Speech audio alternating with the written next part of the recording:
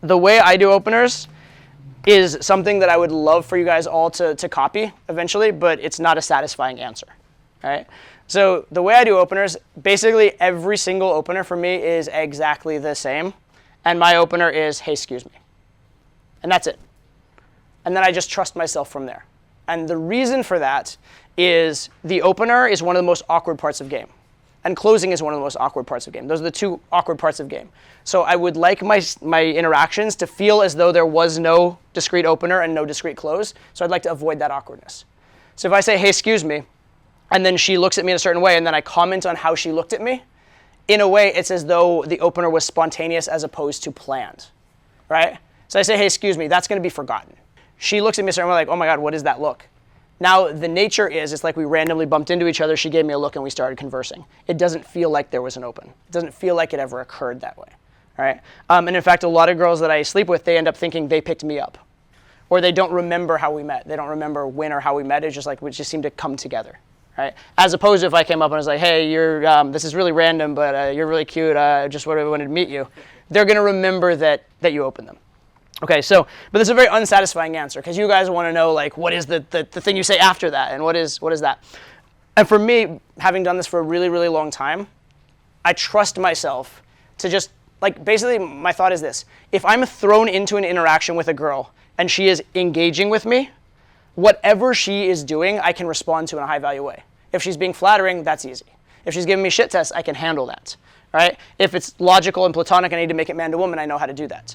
So my whole thing is I just want to thrust myself into the middle of a conversation and then just trust my instincts from there. Right? It's kind of like, for those who are on the mentorship forum, I apologize for all the Brazilian Jiu-Jitsu references you guys are getting recently. It's like a new hobby for me or whatever.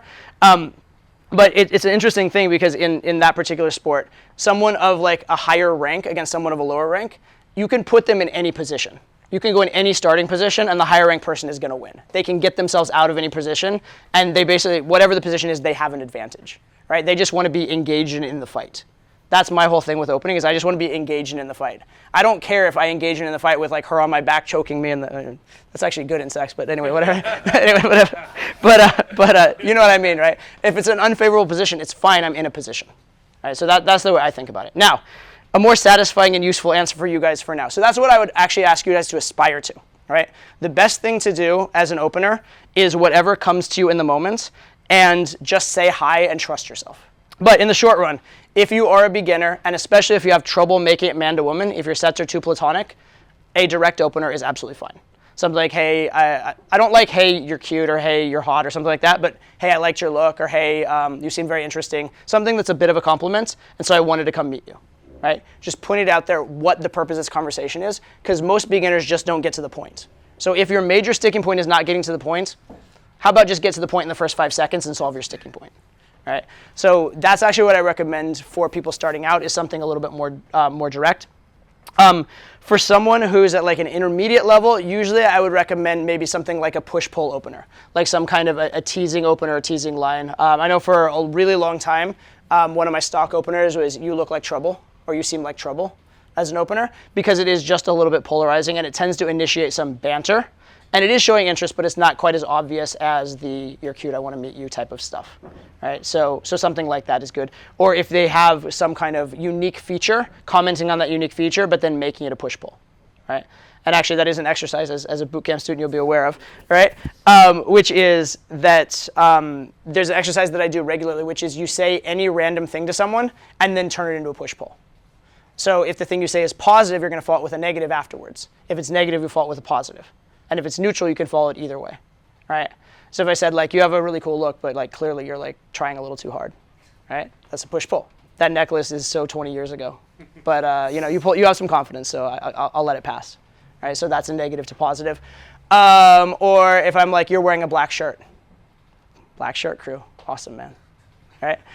So, or I could be like, you're wearing a black shirt. Come on, seriously? A little more unoriginal, please, right?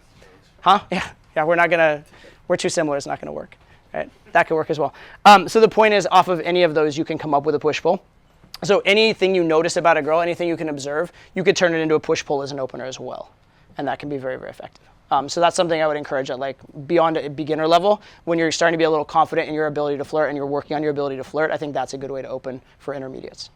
And then advanced, I would encourage you to just trust yourself. I'd encourage you to just like really, really trust your instincts. Just thrust yourself into the fight and then figure out how to fight from wherever you end up.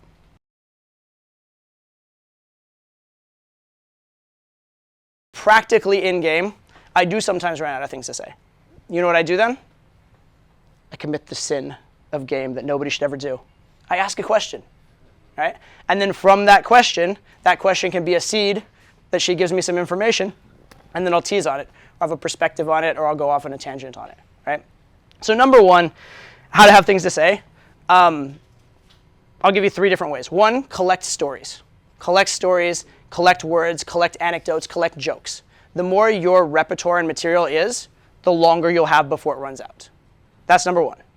Number 2, even if it's not something particularly good, you can make it good, right? I can make, we'll do a little test. Somebody give me the most boring topic you can think of. Tennis balls. Politics. Tennis balls.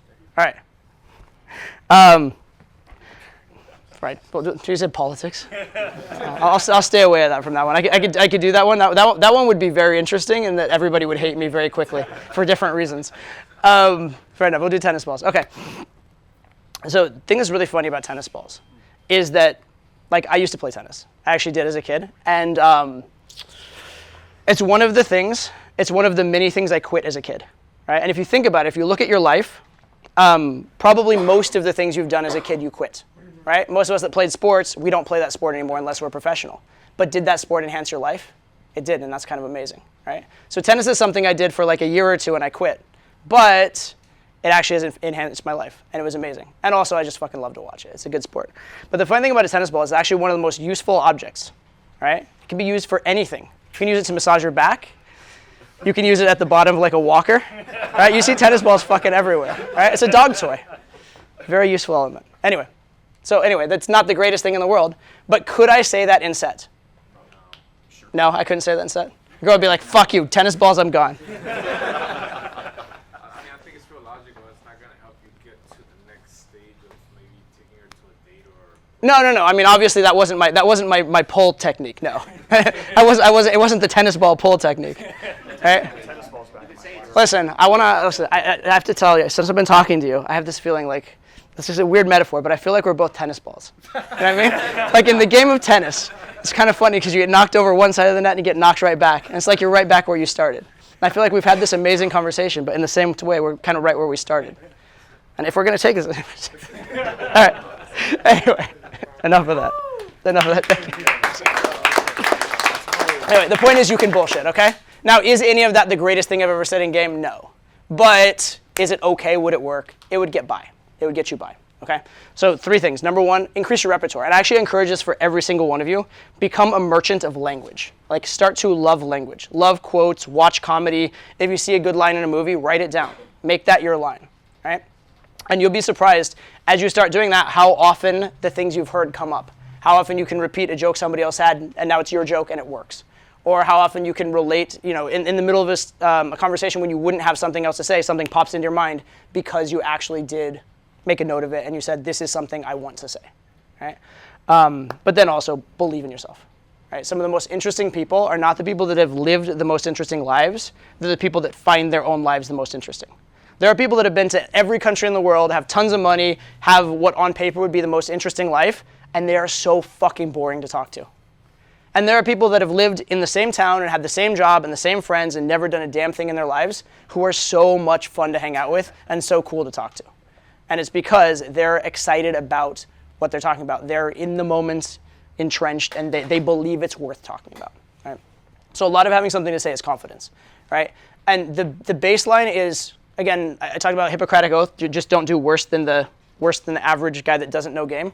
Right? The average guy that doesn't know game, drunk at a bar, is just going to ramble about nonsense, boring topics, right? So if you ramble about nonsense, boring topics and you're 5% more interesting than that, you're winning. If you convince yourself your topics aren't good enough and you shut up, then the guy that's rambling is beating you, right? Don't let him beat you through no skill. Don't let anyone beat you through just effort without any skill. Right? Make sure you're at least putting in that effort.